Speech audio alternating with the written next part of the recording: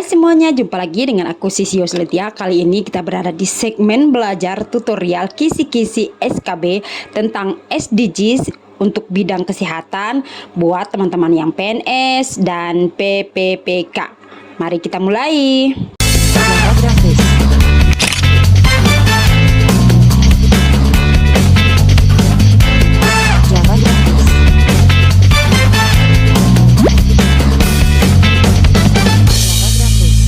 Seperti biasa kita mengawali dulu dengan sejarah dari SDGs. Jadi di tanggal 25 September tahun 2015 bertempat di Markas Besar Perserikatan Bangsa-Bangsa atau PBB, itu ada diundang seluruh para pemimpin dunia secara resmi yang mengesahkan tentang agenda tujuan pembangunan berkelanjutan atau disingkat dengan TPB, yang kemudian membahas dan menyepakati tentang SDGs, di mana ini tuh sebagai kesepakatan pembangunan global.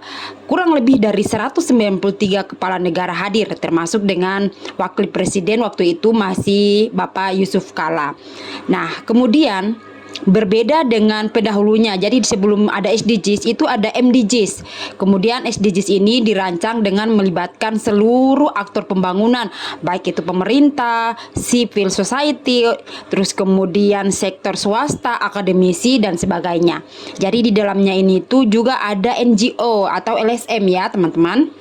Dan berikutnya kita akan ngebahas tentang definisi dari SDGs, di mana SDGs atau disebut juga dengan TPB atau tujuan pembangunan berkelanjutan merupakan suatu rencana aksi global yang disepakati oleh para pemimpin dunia yang termasuk dengan Indonesia guna mengakhiri kemiskinan, mengurangi kesenjangan dan melindungi lingkungan. SDG sendiri itu berisi 17 tujuan dengan 169 target yang diharapkan dapat dicapai pada tahun 2030, di mana tujuan SDGs itu adalah seluruh isu kesehatan dalam SDGs diintegrasikan dalam satu tujuan, yakni tujuan nomor 3. Jadi dalam SDGs itu bidang kesehatan itu masuk dalam tujuan nomor 3 yang sekarang akan kita bahas, yaitu menjamin kehidupan yang sehat dan mendorong kesejahteraan bagi semua warga di segala usia. TPB atau SDGs merupakan komitmen global dan nasional dalam upaya untuk mensejahterakan masyarakat, mencakup 17 tujuan. Apa saja? Ini dia. Kalian bisa lihat, nomor 1 tanpa kemiskinan, nomor 2 tentang tanpa kelaparan, kemudian yang ketiga kehidupan sehat dan sejahtera. Nah, di tujuan yang ketiga ini adalah tujuan dari bidang kesehatan. Sementara yang keempat itu pendidikan berkualitas, yang kelima kesetaraan gender, yang keenam air bersih dan sanitasi layak, 7. Energi bersih dan terjangkau, 8. Pekerjaan layak dan pertumbuhan ekonomi, 9. Industri, inovasi dan infrastruktur, 10. Berkurangnya kesenjangan, yang ke-11 kota dan permukiman yang berkelanjutan, 12. Konsumsi dan produksi yang bertanggung jawab, 13. Penanganan perubahan iklim, 14. Ekosistem lautan, 15. Ekosistem daratan. Kemudian ada perdamaian, keadilan dan kelembagaan yang tangguh, serta yang terakhir 17 yaitu kemitraan untuk mencapai tujuan. Kalian harus perhatikan 17 tujuan ini baik-baik. Kemudian untuk memudahkan pelaksanaan dan pemantauan untuk 17 tujuan dan 169 target TPB atau SDGs ini dikelompokkan ke dalam 4 pilar, yaitu pilar pembangunan sosial meliputi tujuan 1, 2, 3 dan 4 serta 5. Jadi kita kembali ke bagian sininya. Ini dia. Ini tuh masuk dalam pilar sosial. Jadi yang ini 1 yang diwarnai ini sampai ke 5 ya. Terus kemudian pilar pembangunan ekonomi meliputi tujuan 7, 8, 9, 10 dan 17. Ada di sini. Jangan sampai kebalik ya. Berikutnya pilar pembangunan lingkungan meliputi tujuan 6, 11, 12, 13, 14 dan 15. Kemudian yang terakhir pilar pembangunan hukum dan tata kelola meliputi tujuan nomor 16, yaitu perdamaian, keadilan dan kelembagaan yang tangguh. Nah, seperti itu ya. Jadi dibagi lagi dalam 4 pilar si tujuan-tujuan tadi. Selanjutnya kita tetap akan membahas tentang program SDGs dalam bidang kesehatan, di mana program yang diusung untuk mewujudkan SDGs dalam bidang kesehatan adalah program Indonesia Sehat dengan 3 pilar. Jadi untuk Indonesia pada bidang kesehatan yang di bagian tujuan nomor 3 itu dibagi lagi menjadi 3 pilar, yaitu paradigma sehat, pelayanan kesehatan, dan jaminan kesehatan nasional. Nah, definisinya seperti ini. Paradigma sehat adalah merupakan sebuah pendekatan yang mengedepankan konsep promotif dan preventif dalam pelayanan kesehatan dan menempatkan kesehatan sebagai input dari sebuah proses pembangunan.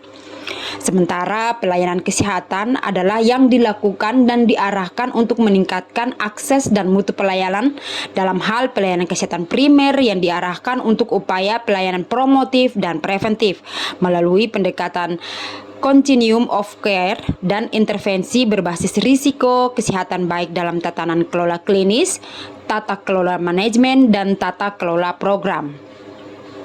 Yang terakhir, jaminan kesehatan nasional, negara bertekad untuk menjamin seluruh penduduk dan warga negara asing yang tinggal di Indonesia dalam pelayanan kesehatannya.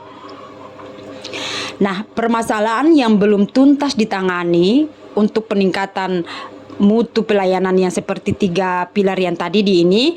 Nah, ini tuh kemudian ada upaya-upaya lagi yang dilakukan oleh pemerintah, yaitu upaya penurunan angka kematian ibu atau AKI, angka kematian bayi atau AKB, pengendalian penyakit HIV, AIDS, TB, malaria, serta peningkatan akses kesehatan reproduksi termasuk dengan KB. Juga terdapat hal-hal baru yang menjadi perhatian, yaitu kematian akibat penyakit tidak menular, penyalahgunaan narkotika dan alkohol, kematian dan cedera akibat kecelakaan lalu lintas, universal health coverage, dan kontaminasi dan polusi air, udara, dan tanah, serta penanganan krisis dan kegawat daruratan. Ini juga yang menjadi perhatian. Ini ada 5 ya yang menjadi perhatian, yang merupakan hal-hal baru yang harus diperhatikan.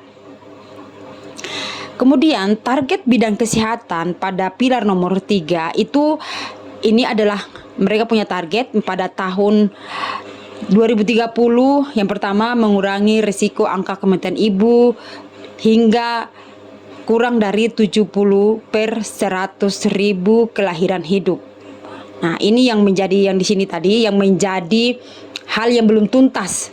Permasalahan yang belum tuntas, yaitu AKB, AKI, kemudian HIV, TB, malaria, termasuk juga dengan kesehatan reproduksi, di dalamnya ada AKB. Nah, di sini dibahas di bidang kesehatan pilar nomor 3 ini targetnya.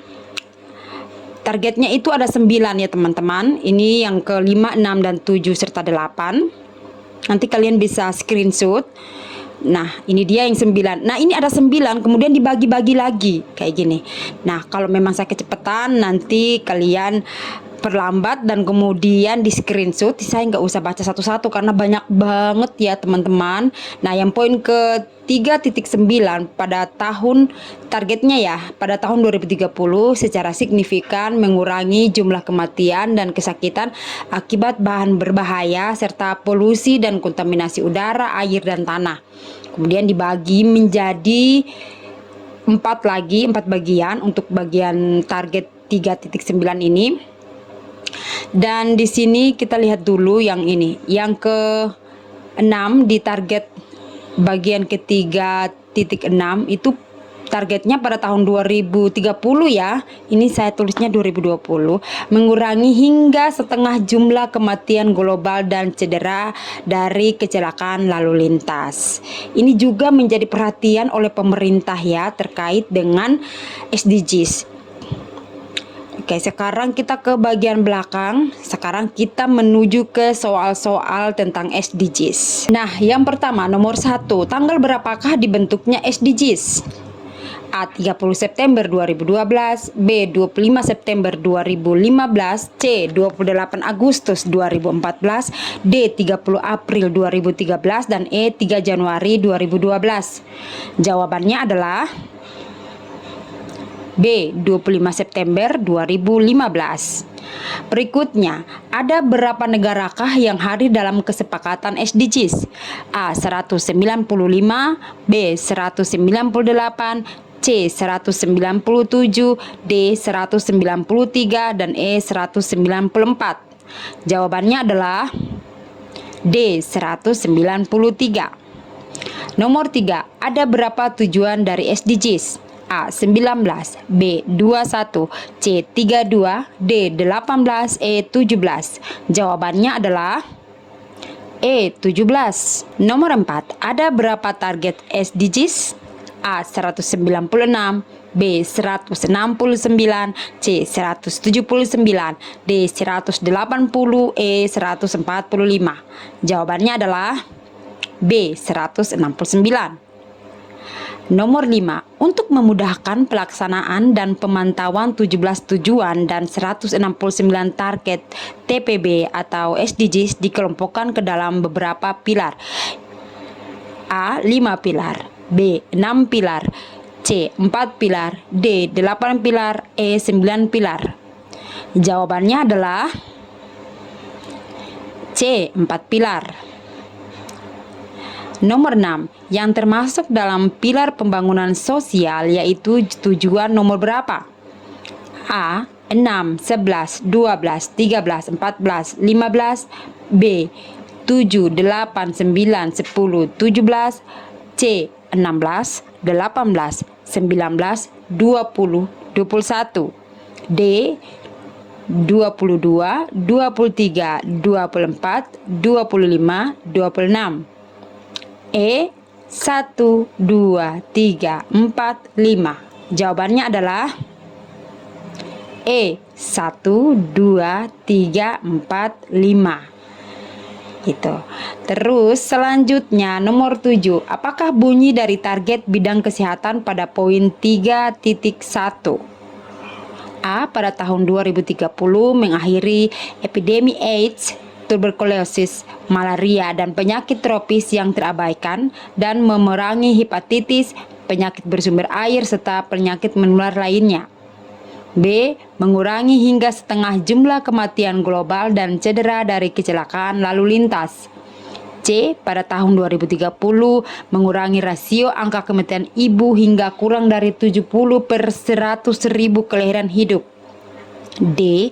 Pada tahun 2030 mengurangi hingga sepertiga angka kematian dini akibat penyakit tidak menular melalui pencegahan dan pengobatan serta meningkatkan kesehatan mental dan kesejahteraan. E. Memperkuat pencegahan dan pengobatan penyalahgunaan zat termasuk penyalahgunaan narkotika dan penggunaan alkohol yang membahayakan. Jawabannya adalah C. Pada tahun 2030 mengurangi rasio angka kematian ibu hingga kurang dari 70 per 100.000 kelahiran hidup. Nah, itu dia yang bisa aku share kali ini. Semoga bermanfaat. Sampai jumpa. Dadah.